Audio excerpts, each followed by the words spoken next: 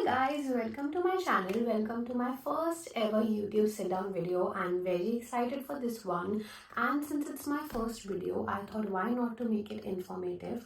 So this video is going to be all about how to apply for government jobs in the UK if you're looking for one, and how did I manage to get more than 6 job offers, all from different government bodies in UK in less than 4 months time. First, I'm going to discuss small basic things that comes to everybody's mind before applying for government jobs. Number one is if they are eligible for government job. If they are not a citizen in the UK, then yes.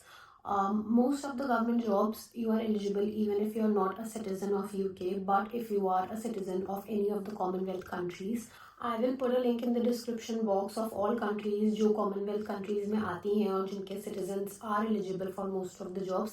हमेशा job के description में लिखा होगा कि कौन कौन apply कर सकता है, बट हाँ कुछ आर्मी की जॉब्स हैं, कुछ जॉब्स होती हैं जो सिर्फ सिटीजन के लिए रिजर्व होती हैं, but otherwise you are eligible for most of the government jobs in the UK even if you are not a citizen. All you need to make sure is कि आप एक valid visa पे हैं, जैसे कि skilled worker visa. अगर आप student visa पे हैं तो जब तक आप transfer नहीं करते to a skilled worker visa तब तक आप नहीं apply कर सकते for government jobs. But if you are on a skilled worker visa, then yes, you can apply for a government job in the UK. Next thing is whether you can apply if you do not have any relevant experience for a government job. Then yes, it also depends कि आप किस type की government job में apply कर रहे हो. Suppose you are applying for some administration related job, तो आपके पास कोई प्रायर एडमिन का एक्सपीरियंस है या नहीं, डजेंट मैटर कि वो गवर्नमेंट जॉब ही हो, कोई प्राइवेट में है. और if you are applying for any customer care related jobs, तो क्या आपके पास कोई भी टाइप का एक्सपीरियंस है इन कस्टमर सर्विस, वो इवन यूके में हो सकता है, कोई रिटेल में हो सकता है, हॉस्पिटैलिटी में हो सकता है.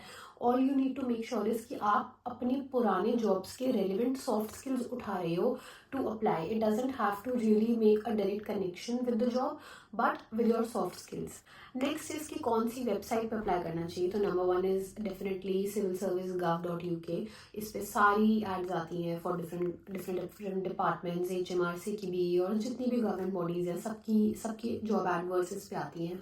And another that I applied on was Ministry of Justice jobs. So Ministry of Justice की भी gov.uk पे आती हैं, बट मैं स्पेसिफिकली उनकी वेबसाइट पे लेती थी क्योंकि मेरा इंटरेस्ट भी है मिनिस्ट्री ऑफ जस्टिस में, एंड ऑल्सो मेरा जो एजुकेशन क्वालिफिकेशंस हैं वो बहुत ज़्यादा अलाइन करती है मिनिस्ट्री ऑफ जस्टिस से. सो अगर आपने अभी स्टार्ट किया है या आपको कोई बहुत जनरल पेज देखना है जिसमें सारी जॉब्स आएंगी, तो I suggest look for civilservice.gov.uk jobs. But अगर आपका कोई भी पर्टिकुलर मिनिस्ट्री में इंटरेस्ट है कि आपको उस मिनिस्ट्री में जॉब देखनी है, तो उस मिनिस्ट्री के करियर वेबसाइट पे अलग से भी जाके एक बार ऑलमोस्ट लाइक हफ्ते में 2-3 बार जरूर चेक करो कि कौन कौन से जॉब्स पोस्ट हुए हैं. But I would say civilservice.gov.uk you need to check almost every day, Monday to Friday. इसमें हर बार जॉब्स बहुत सारी अपलोड होती हैं, so you need to make a note कि आपने किस में जॉब में अप्लाई कर दिया and what are you specifically looking for. Okay, so the next most important thing is basically how to apply, या प्रोसेस क्या है एप्लीकेशन का. तो इसको मैंने 3 चीज़ों में डिवाइड किया है. हर जॉब का it is really different. They have got different stages of application. So it just depends कि आप किस में अप्लाई कर रहे हो. बट बेसिकली मैंने जिसमें अप्लाई किया था वो मोस्टली या तो एडमिन की हैं या फिर HMRC की कस्टमर सर्विस की जॉब्स हैं. तो इसको इन्होंने 3 सेक्शंस में डिवाइड किया है. नंबर 1 है बेसिक एलिजिबिलिटी. इसमें बहुत नॉर्मल क्वेश्चंस पूछेंगे, लाइक आपके सिटीजनशिप, आपका एज ग्रुप, आपका gender, or if you have got any unspent criminal convictions or anything of that sort. Now section 2 could be your duties and responsibilities in your current job. ये वो section है जिसपे आपको basically अपना soft skill को pickup करना है और लिखना है. और ऑफ कोर्स इट डिपेंड्स कि आप किस जॉब रोल के लिए अप्लाई कर रहे हो, but this is the section जिसमें आपको बेसिकली अपना सॉफ्ट स्किल्स को हाईलाइट करना है. सो लेट्स से अगर आपका हॉस्पिटैलिटी बैकग्राउंड है, विच वाज माइन, मैं हॉस्पिटैलिटी की जॉब कर रही थी, बट मेरी पढ़ाई was completely different. I did my bachelors in political science and then I did my masters in international relations, and I also of course I wanted to work for a government job. But मेरा जो experience था वो hospitality का था. तो जैसे customer service की jobs जो हैं गवर्नमेंट की, उसके लिए मैंने अपना हॉस्पिटैलिटी के बैकग्राउंड को ही पिक किया कि कैसे कैसे आप कस्टमर से डील करते हो, कैसे कोई प्रॉब्लम आती है तो आप उसको कैसे रिजॉल्व करते हो, how good you work in a team, इतने सब लोगों में आप कैसे काम कर लेते हो, how can you work independently. Basically छोटी छोटी चीज़ें जो जॉब डिस्क्रिप्शन पे लिखा होगा कि हम कैसा एक्सपीरियंस चाहते हैं, हम कैसे इंडिविजुअल चाहते हैं, उसको ध्यान में रखते हुए you have to put things in your section of roles and responsibilities in your current job. Once this section is completed, the third section is going to be a test. Now, it could be different. It could be civil service judgment test, or it could be civil service aptitude test, it could be civil service customer service test. It depends कि आप कौन सी job में apply कर रहे हो. So when you give that test, around 45 minutes to 1 hour का test होगा. MCQ based होगा. It is very easy. कुछ भी मुश्किल नहीं है. कभी कभी न्यूमेरिकल एबिलिटी पर भी हो सकता है. जस्ट डिपेंड्स कि आप कौन सी जॉब के लिए अप्लाई कर रहे हो.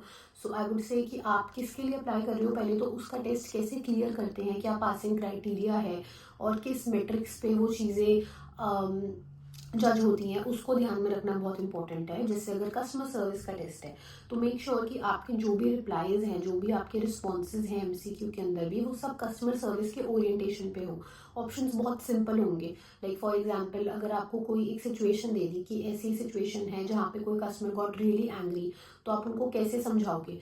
ऑप्शंस के अंदर एक होगा कि आप उन्हें बिल्कुल नहीं समझाओगे एंड उनको आप उनको कुछ रिस्पॉन्ड नहीं करोगे और ये चीज़ आप किसी कॉलीग पे डाल दोगे. सेकंड कुछ इसी से रिलेटेड होगा. एक थर्ड होगा जो ज़्यादा sense, like it would make more sense कि या you do this, you try to make them understand, you will stay calm, you will stay positive, और आप उनको आराम से समझाने के लिए, आराम से कम्युनिकेट करने के लिए अप्लाई करोगे. You have two of course choose this option.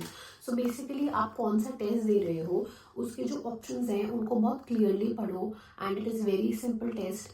Generally वो या तो एप्टीट्यूड चेक करेंगे आपका, या आपका कस्टमर सर्विस की स्किल्स चेक करेंगे, या आप एक टीम में कैसे काम करते हो वो टेस्ट करेंगे. इसके लिए have to choose options which sound morally correct, which sounds practical, which sounds that this would be able to resolve that current problem जो उसमें आ रही है.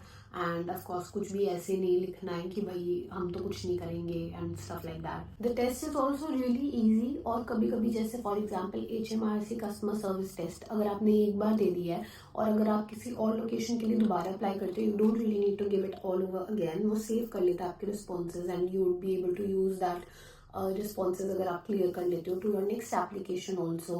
तो बहुत ईजी है एंड बहुत ज़्यादा टाइम भी नहीं लगता है इन job application, and you are able to apply for more jobs basically in less time. So this is everything about the test. And the next stage is the interview round, and I'll make a separate video, a detailed video on how to give interviews for civil services or for government jobs in UK. But just to give you a brief idea, different jobs का अलग अलग interview pattern होता है, अलग structure होता है. सबसे easy HMRC की कस्टमर सर्विस जॉब्स होती हैं और सबसे इजी उनका इंटरव्यू होता है क्योंकि वो आपको सिर्फ एक लिंक सेंड करते हैं और उस लिंक को आप कभी भी एक हफ्ते में एक्सेस कर सकते हो. किसी भी टाइम आप वो इंटरव्यू दे सकते हो. वो सिर्फ एक वीडियो रिकॉर्डिंग इंटरव्यू है. उसमें वो आपको 3 क्वेश्चंस पूछेंगे. आपको वीडियो स्टार्ट करनी है और आप अपना इंटरव्यू रिकॉर्ड करोगे, अपना आंसर रिकॉर्ड करोगे एंड आप वीडियो सबमिट करोगे. Now you can record your answer again. इसके अंदर दोबारा आप रिकॉर्ड कर सकते हो, बट आप इंटरव्यू एक बार देने के बाद दोबारा इंटरव्यू नहीं दे सकते. सो अगर आपने एक बार इंटरव्यू ओपन किया है और आपने फर्स्ट क्वेश्चन का आंसर किया है, सेकंड का किया है, अब अगर आप एग्जिट भी कर दो या आप कुछ टाइम ना भी दो, then you come directly to third. आप शुरू से इंटरव्यू नहीं दे सकते. बट येस, मोस्टली आपके जो भी इंटरव्यू के क्वेश्चंस होते हैं, they will ask you 3 questions. एक क्वेश्चन वो आपसे पहले पूछेंगे जो मार्क नहीं होता. It is very simple. Generally वो पूछेंगे tell us something about yourself, tell us something about your hobbies and stuff like that. वो रिकॉर्ड नहीं होता, आई मीन वो मार्क नहीं होता. And then they will ask you 3 questions which is mostly competency based, and I'll make a detailed video on how to give competency based questions के interviews के answers. It's really easy. वो आपको एक link भेजते हैं जिसमें आपको video record करनी होती है for your interview के responses, and उसमें 3 questions होते हैं और एक फर्स्ट क्वेश्चन बहुत सिंपल होता है. वो आपसे जनरली आपकी हॉबीज या किसी भी चीज़ के बारे में पूछ सकते हैं. But the only thing is कि एक बार आपने फर्स्ट क्वेश्चन का आंसर सबमिट कर दिया and you are on to second question, तो आप दोबारा फर्स्ट के रिकॉर्डिंग पे नहीं जा सकते. सो जस्ट लाइक आप एक लाइव इंटरव्यू में दोबारा अपना एक क्वेश्चन का आंसर दोबारा नहीं दे सकते if it has move forward. Same आप वीडियो रिकॉर्डिंग में भी दोबारा उसके पास दोबारा जाके आंसर नहीं दे सकते. और एक बार आपने सबमिट कर दिया तो आप अपने रिकॉर्डिंग्स को चेंज कुछ नहीं कर सकते. एक बार आपने फर्स्ट क्वेश्चन का भी आंसर दे दिया तो आप उसको नहीं चेंज कर सकते. So you have to be very careful जब आप इंटरव्यू दो वीडियो रिकॉर्डिंग का, कि आप वेल प्रिपेयर्ड बैठे हो, अपने सराउंडिंग्स क्लियर रखना, because you won't be able to rerecord the interview and you will have 7 days basically to submit that response. In this section, I'll talk about cons of having a government job in the UK. Yes, there are a lot of cons. So first is it takes a lot of time, depend करता है कि आप किस role के लिए apply कर रहे हो और उसमें कितने वैकेंसीज हैं. फॉर एग्जांपल HMRC में 60 वैकेंसीज, कभी कभी 100 वैकेंसीज भी होती हैं. So it takes a lot of time, कभी कभी 6 महीने भी लग जाते हैं जॉब शुरू करने में, even though you have got an offer letter. तो almost 3 months, 4 months of application and 6 months of after applying and after getting job offer, तभी भी बहुत टाइम लग जाता है for recruitment. So this is one of the con. Next and the biggest issue is visa sponsorship. तो जितना ज़्यादा UK में प्राइवेट कंपनीज वीज़ा स्पॉन्सर करती हैं, उतना ज़्यादा गवर्नमेंट बॉडीज़ वीज़ा स्पॉन्सर नहीं करती हैं. ये एक मेजर इशू है. So if you are looking for something long term जो आपको स्पॉन्सर करे, जो आपका वीज़ा स्पॉन्सर करे, देन अनफॉर्चुनेटली गवर्नमेंट जॉब बहुत ही रेयरली ही वीज़ा स्पॉन्सर करेंगी. इट ऑल्सो डिपेंड्स कि आप कौन से डिपार्टमेंट में हो, कौन सी पोस्ट पे हो, कौन सी जॉब में हो. सम माइट डू, डिपेंड करता है कि आपका जो डिपार्टमेंट है वो कितना वीज़ा स्पॉन्सर करता है और किस ग्रेड पे करता है. But generally if you talk about HMRC का बेसिक एडमिन बेस्ड जॉब या कस्टमर सर्विस जॉब्स जिनकी salary somewhere around 26,000 pounds to 29,000 pounds होती हैं, वो नहीं जॉब वीज़ा स्पॉन्सर करते. और this is one of the biggest issue.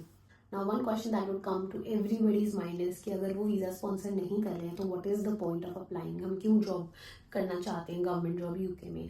The only reason I would से, मैं ऐसे बहुत लोगों को जानती हूँ and I was also one of them, जिनकी पढ़ाई डेटा साइंस में है या मास्टर्स उन्होंने कुछ और चीज़ में की है, and now they are working in either hospitality, restaurants, they are working in retail, grocery stores, just because they are not able to find their field related job. So if you are somebody who's stuck like that, I would say this is the best option, and you do not absolutely want to work in hospitality and bartender and jobs like that. Not saying कि वो कुछ बेकार चीज़ है, but it's just, you know, sometimes it's not right for a lot of people and they won't really want to do that. तो if you are in a situation like that जहाँ पर आप try कर रहे हो अपनी field related job, but for the time being आपको कोई job चाहिए, then I would say this is the best job. Also अगर आपके पास कुछ भी ऐसा एक्सपीरियंस है, फॉर एग्जाम्पल आपका कोई एक्सपीरियंस आपने कस्टमर सर्विस में गेन कर लिया in HMRC, now you can use that and you can apply in any sort of private company जो स्पॉन्सर करते हैं. तो गवर्नमेंट जॉब का experience you can always use later on, जब आपका वीज़ा एक्सपायर हो रहा हो, to switch on to a private job जो आपको वीज़ा स्पॉन्सर करे. So basically this is just going to help you on how to gain some sort of experience, और किसी और जॉब में या इवन किसी और कंट्री में स्विच करने के लिए. आई वोंट से कि this is the best job that you would find, but of course there are better jobs जो वीज़ा भी स्पॉन्सर करें, जो बहुत जल्दी भी लग जाएं, and a lot of perks. But this is one of the easiest government job to get in UK. And that's everything for this video. But if you have any more questions about any questions related to government jobs, I would be happy to help in the comment section. Please do let me know. And if you like the video, please do not forget to like, share and subscribe this video. And I will see you with another video. Bye bye.